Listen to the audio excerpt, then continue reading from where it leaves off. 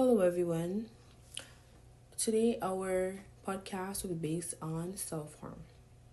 My name is Chantel, and I'll be talking about signs and triggers that cause by self harm. First, I want to say the first trigger that you see in self harm is cutting yourself.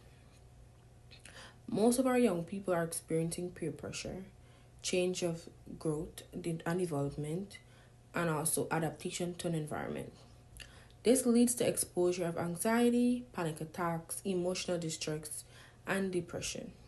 More so, a lot of our young people wouldn't be able to express these feelings but find ways to cope with the pain by self harming themselves. Teenagers go through a lot during the years because they are growing into young adults, and their life become more interesting after a while. And it is scary to witness when they don't have any trusted or caring adults to check in with them. Formal relationships can allow children to be more open when experiencing any discomfort in their life space. These relationships should build within childhood experiences. For example, I will list a few things when I talk about the signs that trigger self harm. To be honest, self harm can cause by anything. It could be a trauma, it could be a trigger, it could be just peer pressure or just going through changes in your life. And it comes with a lot of anxiety attack, panic attacks, emotional distress. And you find self harm mostly done by teenagers, and most of the time it's by girls, especially if they're experiencing puberty from the ages of between the ages of 12 to 14 years old, roughly around 16 into late young adulthood, say by age 25. So these things could, like I said, they could cause by just experiencing anxiety attack, panic attacks, depression, and its triggers and traumas. And to find the easy way for them to ease the pain, they will cut themselves. Right? I'm also going to discuss the signs. Self-harm signs. The signs usually appear on the body, any physical cuts either on the hands or legs. They do it with a razor or a knife objects. Some teenagers prefer to cut into themselves, and others cut in secret places, parts of their body. I find those cuts into the skin, especially body issues. Words you will usually see are loser, failure, and fat. And when you see words like this on any teenager or young adult body parts, the first thing you want to do is try and see if you could get them some help. Because most of the time, they are suffering with so much in the inside that we don't understand how to even help them. So as CYCs, our job is if we got a youth who is constantly self-harming themselves due to any traumas or triggers that are going on in their life, or maybe some past events they experience, our goal is to get down to the bottom of what every cut signifies.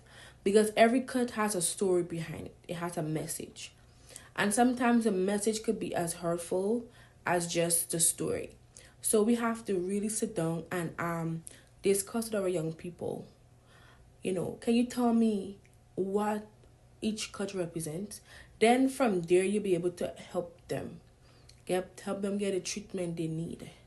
Help them get a one-on-one therapy and counseling that they need. Because healing does not start from healing on the wounds. Healing starts from realizing what the true meaning of each wounds are. So as CYCs, our job is really complex in figuring out every wound and then taking it from there. Anyways, I want to wrap up. That's basically my area of the podcast today. So I hope you guys were able to learn something. So if you see a teenager, is cutting themselves because of past experience, please don't be afraid to reach out and help.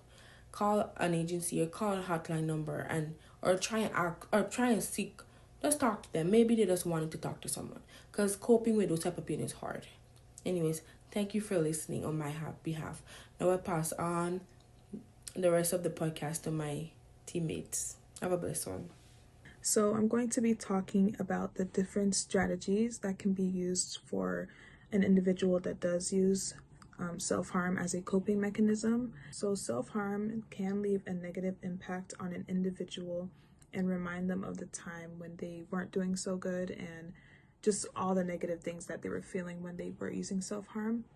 So with the different strategies, it can really help make a positive change and encourage these individuals to try and stop using self-harm as a coping mechanism. So for the first strategy that can be used, it's to listen or make music. People use music for a lot of different things, but for this reason, music can really be beneficial because it can provide an outlet for emotions you may be feeling. Especially with music, there's different genres of music. So like, depending on the mood you're feeling, that's the kind of genre you can pick, and that can really help ease the urge for someone actually wanting to do self-harm. There are lots of songs that can suit your mood, like I mentioned. And another strategy that can be used is to journal or write. So by journaling and writing, it can help express your emotions, because sometimes there's people that self-harm because they don't really have anybody to talk to or express their emotions to. So by journaling and writing it down using a paper and pencil, it can really help them get rid of those emotions that they're keeping just to themselves. And even after they finish writing down those emotions, they can choose if they want to share it with somebody else or if they want to keep that to themselves. Another self-harm strategy that can be used is some people like to wear rubber bands on their wrist and like snap it back and forth. With that, some people may think that it's not really a strategy, but people use this strategy because it provides some relief to individuals that do have an urge to self-harm.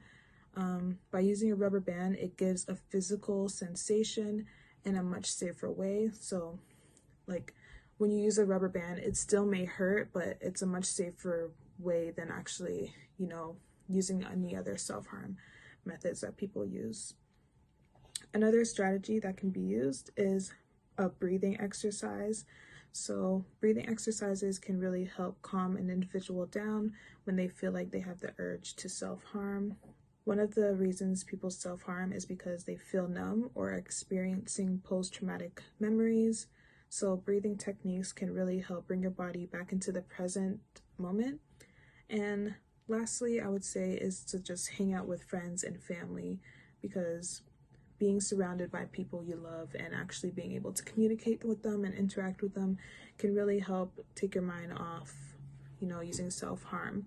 And you can also like explain your feelings if you're open to doing that, and just being able to interact with other people can actually help, release that negative tension that you have for self-harm. So overall, there's many other strategies that can be used. It's just depending on the person.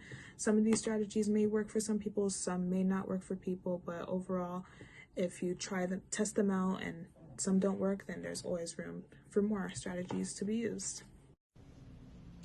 Here are some of the following resources that I found that will be helpful for individuals and youth that are experiencing self-harm. The first website that I found is called crisistextline.org. They are a free 24/7 crisis line where they offer mental health support right out their fingertips. If you text HOME to 741-741, you'll be connected with a crisis counselor, and they'll provide you with resources and give you resources that you could possibly use to help you deal with going through self-harm. They also offer Services International as well. So people that are not within Canada can also access this resource to get help and support that they need. Another resource I found is called Toronto CMHA.ca, which stands for Canadian Mental Health Association. They are an agency that teaches you about warning signs and what you could possibly expect when going through self-harm or dealing with self-harm. The resource also gives you tips on what you can do to help and support individuals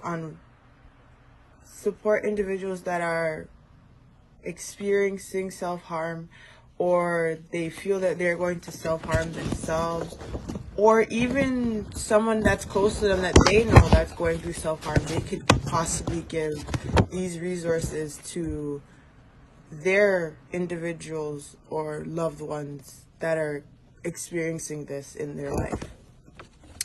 Another resource that I found is called Self-Injury Outreach and Support.org.